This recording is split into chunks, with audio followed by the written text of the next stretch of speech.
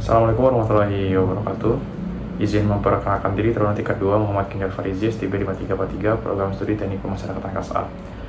Baik, pada video ini saya akan menjelaskan mengenai infografis saya, yaitu untuk memenuhi nilai ujian akhir semester 3 dalam mata kuliah kriminologi. Pada infografis ini saya mengambil teori kriminologi. Dalam sejarah pemikiran sosial, Karl Marx hadir sebagai sosok revolusioner yang mengubah cara pandang kita terhadap masyarakat. Melalui teori konfliknya, Karl Marx menegaskan bahwa masyarakat bukanlah tempat yang harmonis, melainkan arena pertarungan antar kelas yang saling bertentangan, yaitu antara kaum borjuis sebagai pemilik modal dan kaum proletar sebagai pekerja. Ia meyakini bahwa konflik antara kedua kelas ini adalah motor utama dalam perubahan sosial. Bagi Karl Marx, hukum, politik, dan nilai-nilai moral bukanlah cerminan dari keadilan universal, melainkan alat yang digunakan oleh kelompok berkuasa untuk mempertahankan dominasinya. Teori ini kemudian menjadi dasar penting dalam memahami ketimpangan, penindasan, dan bahkan kejahatan dalam sistem sosial modern. Dalam kriminologi, teori konflik merupakan salah satu pendekatan utama yang menjelaskan kejahatan bukan hanya sebagai hasil dari tindakan individu, tetapi sebagai produk dari konflik sosial, politik, dan ekonomi dalam masyarakat. Teori ini berkembang sebagai kritik terhadap teori-teori kriminologi klasik dan positivis yang mencenderung fokus pada individu pelaku kejahatan. Teori konflik dipengaruhi oleh pemikiran Karl Marx yang melihat masyarakat sebagai arena pertentangan antara kelas sosial tersebut, yaitu antara kelas borjuis tadi dengan kelas pekerja atau proletar.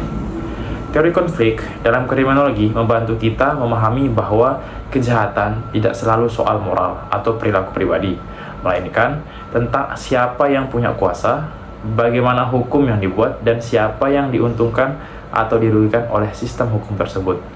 Teori ini mengajak kita untuk melihat kejahatan dalam konteks struktur sosial dan dinamika kekuasaan.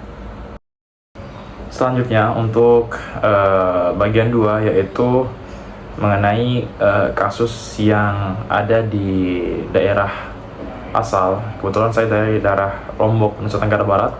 Ada salah satu kasus yang baru-baru viral tentang pencabulan oleh dosen Universitas Islam Negeri di Lombok, Nusa Tenggara Barat. Kasus pencabulan ini dilakukan oleh dosen Universitas Islam Negeri Mataram terhadap 7 mahasiswa penerima beasiswa bidik misi yang dapat dianalisis melalui lensa teori konflik dalam kriminologi. Teori ini menyoroti bagaimana struktur kekuasaan dan ketimpangan sosial berperan dalam terjadinya kejahatan, termasuk dalam konteks institusi pendidikan. Teori konflik dalam kriminologi berpendapat bahwa hukum dan sistem peradilan pidana seringkali mencerminkan kepentingan kelompok yang berkuasa, bukan konsensus moral seluruh masyarakat. Hukum digunakan sebagai alat untuk mempertahankan kekuasaan dan menekan kelompok lain. Dalam konteks ini, individu atau kelompok yang memiliki kekuasaan lebih besar dapat menentukan perilaku mana yang dianggap sebagai kejahatan, sesuai dengan nilai dan kepentingan mereka sendiri.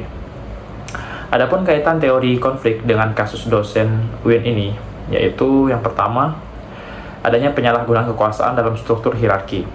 Dosen berinisial WJ yang menjabat sebagai sekretaris Ma'had Al-Jami'ah di UIN Mataram memiliki posisi otoriter dalam lingkungan kampus. Dengan peran tersebut, ia memiliki kendali signifikan atas mahasiswi, terutama yang tinggal di asrama, dan menerima beasiswa.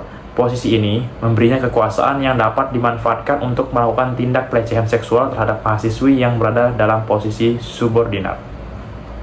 Yang kedua, ketimpangan sosial dan ekonomi.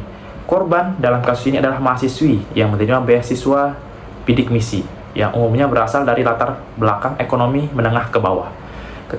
Ketergantungan mereka pada beasiswa dan fasilitas asrama membuat mereka rentan terhadap tekanan dan manipulasi dari pihak yang berkuasa, seperti dosen atau pengelola asrama. Dalam teori konflik, ketimpangan ini menciptakan kondisi di mana individu dari kelompok yang berkuasa menjadi sasaran eksploitasi oleh mereka yang memiliki otoritas. Yang ketiga yaitu manipulasi psikologis dan ancaman terselubung. Meskipun tidak ada ancaman langsung, korban merasa takut beasiswa mereka dicabut jika menolak permintaan pelaku. Ketakutan ini menunjukkan adanya tekanan psikologis yang digunakan oleh pelaku untuk mengendalikan korban. Dalam konteks teori konflik ini mencerminkan berbagai kekuasaan digunakan untuk menekan individu yang berada dalam posisi lemah tanpa perlu ancaman eksplisit. Yang keempat yaitu reaksi institusi dan masyarakat. Setelah kasus ini terungkap, UIN Mataram menonaktifkan pelaku yaitu WJ dari semua kegiatan kampus dan mendukung proses hukum yang sedang berjalan. Mahasiswa juga menggelar demonstrasi menuntut sanksi tegas terhadap pelaku dan perlindungan bagi korban. Reaksi ini menunjukkan adanya kesadaran kolektif terhadap penyalahgunaan kekuasaan dan upaya untuk mengubah struktur yang memungkinkan terjadinya kejahatan semacam ini. Sumber dari Detik.com dan juga report dan berita UIN Mataram. Selanjutnya yang ketiga yaitu mengenai kasus yang sedang viral, kemudian kita kaitkan dengan teori kriminologi ini. Kita ingat awal tahun 2022, publik Indonesia dikejutkan oleh kabar tewasnya Brigadir Nofriansah Yosua Huta Barat, ajudan dari salah satu pejabat tinggi Polri. Kematian yang awalnya disebut akibat baku tembak di rumah dinas Kadif Propam Irjen Verdi Sambo perlahan berubah menjadi salah satu skandal hukum terbesar dalam sejarah kepolisian Indonesia. Seiring berjalannya waktu, terungkap bahwa kejadian tersebut bukanlah sekadar insiden biasa, melainkan sebuah skenario pembunuhan berencana yang melibatkan petinggi Polri, penyalahgunaan wewenang, dan manipulasi sistem hukum secara sistematis. Kasus ini tidak hanya mengguncang institusi kepolisian, tetapi juga membangkitkan kesadaran publik tentang betapa rentannya keadilan terhadap kekuasaan. Hubungan antara teori konflik dengan kasus ini yaitu yang pertama penyalahgunaan kekuasaan oleh kelompok elit. Teori konflik menyatakan bahwa hukum adalah alat kelompok berkuasa untuk mempertahankan kekuasaan dan mengontrol yang lemah. Dalam kasus Verdi Sambo ini, ia adalah seorang jenderal polisi dengan kekuasaan tinggi, yaitu sebagai Kadif Propam dengan bintang 2 di pundaknya, menggunakan jabatan untuk mengatur narasi, memerintahkan bawahan, dan menekan proses hukum. Hal ini menunjukkan sebagaimana hukum bisa disalahgunakan oleh elit yang melindungi diri mereka dari jeratan hukum. Ini mendukung pandangan Karl Marx bahwa hukum bukan netral, tapi diciptakan dan ditegakkan untuk melindungi kepentingan kelas penguasa. Yang kedua, konflik antara kepentingan publik dan kepentingan institusi. Teori konflik melihat adanya benturan antara kepentingan masyarakat luas dan kepentingan kelompok elit. Dalam kasus ini, masyarakat menuntut keadilan dan transparansi, sementara sebagian aparat hukum berusaha melindungi citra institusi dan personal tinggi Polri. Terjadinya pertarungan antara dua kepentingan ini dan tekanan publik menjadi pemicu utama pengungkapan kasus. Kasus ini memperlihatkan bahwa hukum bergerak bukan karena keadilan, tapi karena konflik sosial memaksa perubahan. Yang ketiga, yaitu hukum tidak ditegakkan secara setara. Teori konflik menyoroti bahwa kelas bawah lebih cepat dan keras dihukum, sementara kelas atas lebih terlindungi.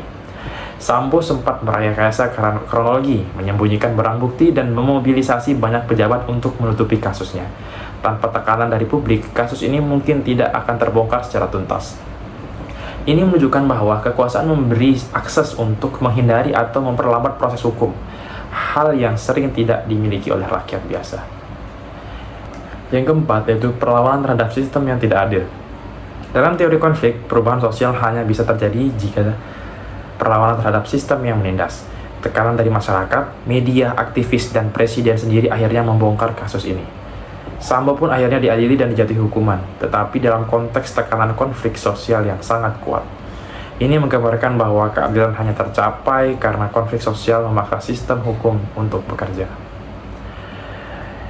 Baik, saya rasa itu penjelasan mengenai infografis saya. Untuk jika ada yang dibingungkan bisa ditanyakan di kolom komentar di bawah. Sekian yang dapat saya sampaikan, kurang lebihnya mohon dimaafkan.